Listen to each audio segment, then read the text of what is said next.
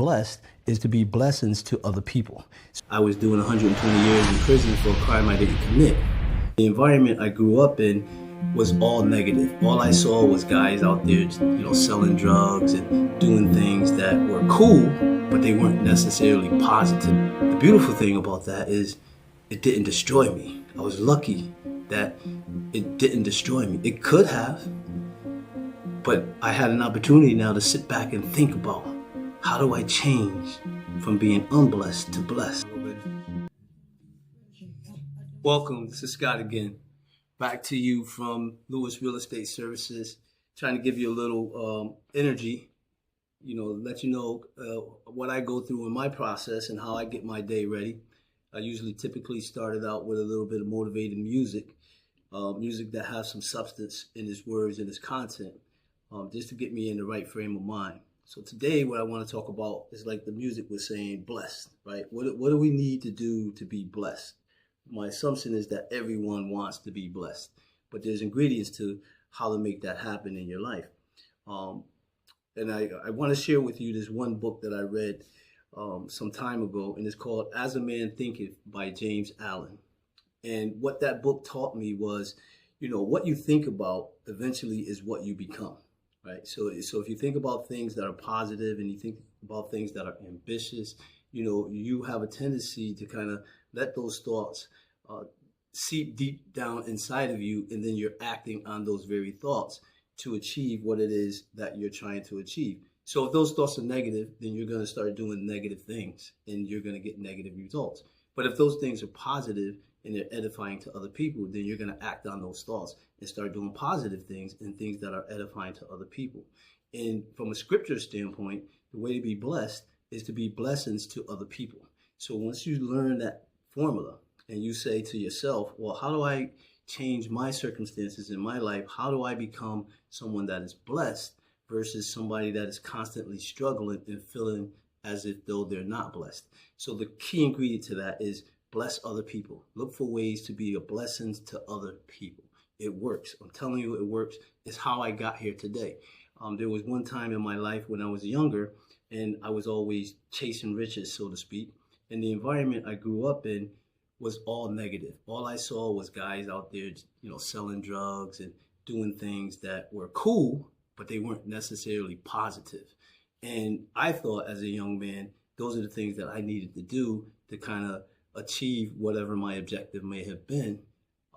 And I fell into a lot of negative conduct and activities and things like that because I was feeding my mind and I was exposed to nothing but negative environments and negative things.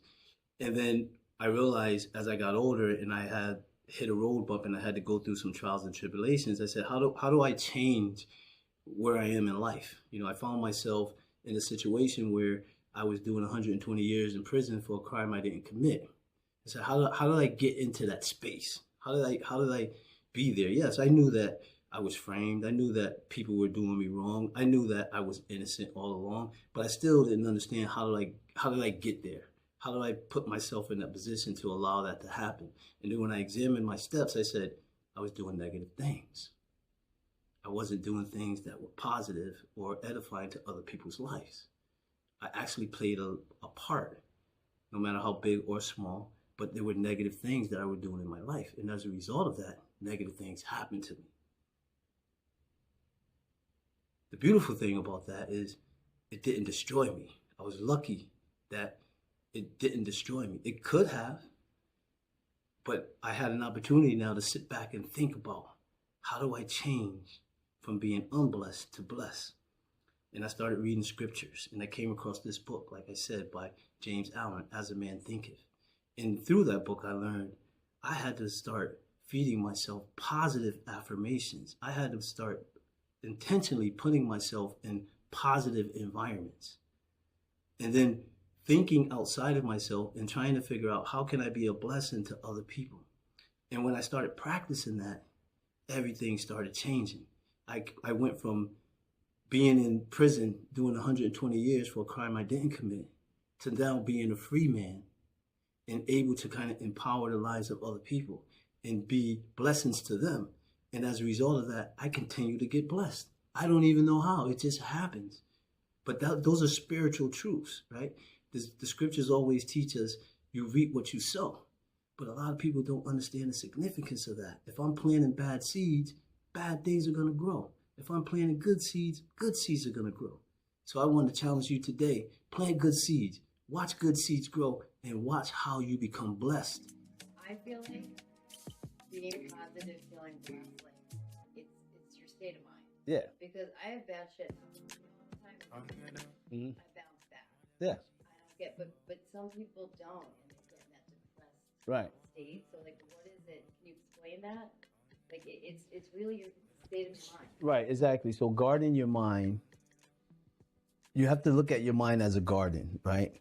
So if you're going out and you're planting seeds in your garden and you want to grow roses and you want to grow beautiful flowers, those things are going to grow. But with that, the weeds are going to grow. It's your responsibility to prune those weeds from those flowers so those flowers can flourish. If you let the weeds and the flower grow together, the weeds are going to overtake the flower. So the beauty of who you are is going to be covered up in all of the weeds. No one's going to be able to see that.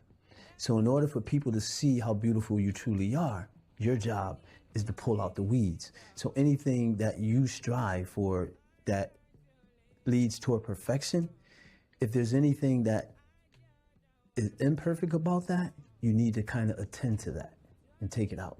And not that you're going to reach perfection, but pruning those weeds out so you can strive for perfection, people are going to be able to see the true qualities.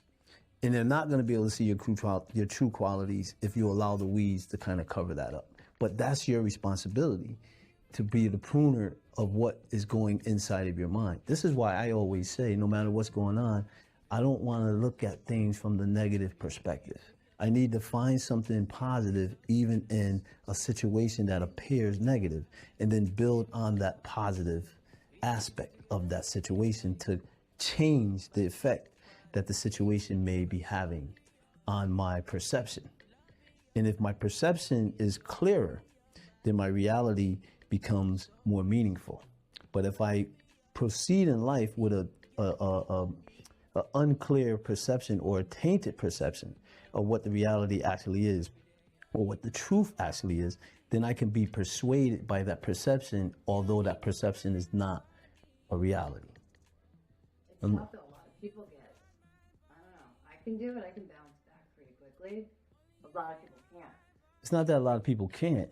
It's the environment has to be nurturing to that person.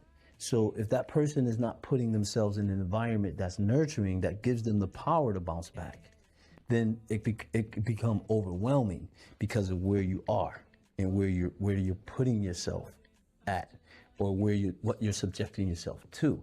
You got to be strong enough to know that you got to take yourself out of a situation that you already know is unhealthy and not productive for you. So you have to change your environments, right? You have to change your friends.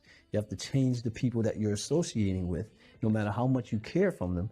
If you know that they're taking you in a direction or influencing you in a direction that is not healthy, you have the responsibility to back up from that and go in a different direction. Your friendship can't be to the point where your friendships is so tied to that individual that you would allow them to take you down the wrong route, even if you know that that is the wrong route, but you want to go that way for the sake of preserving your friendship. That's not a true friendship. A true friendship and a genuine friendship is going to take you the right route. And you're going to encourage each other to go the right route, not do the wrong things, right?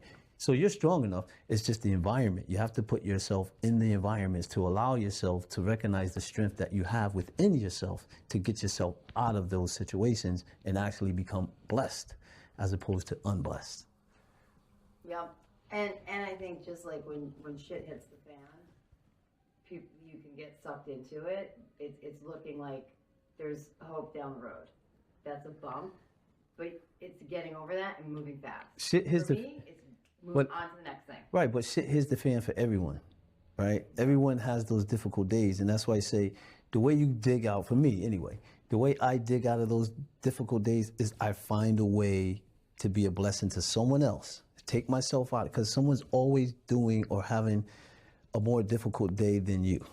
But sometimes if you just stay stuck in you and you're seeing you're having a bad day, you forget there's other people out there that are so much less fortunate than you may be. And now you just need to find a way, well, you know what, let me think outside of myself and let me try to do or be a blessing to somebody else, and it lifts that burden off of you, and you actually become self-healing in that way. Right? You can become self-healing.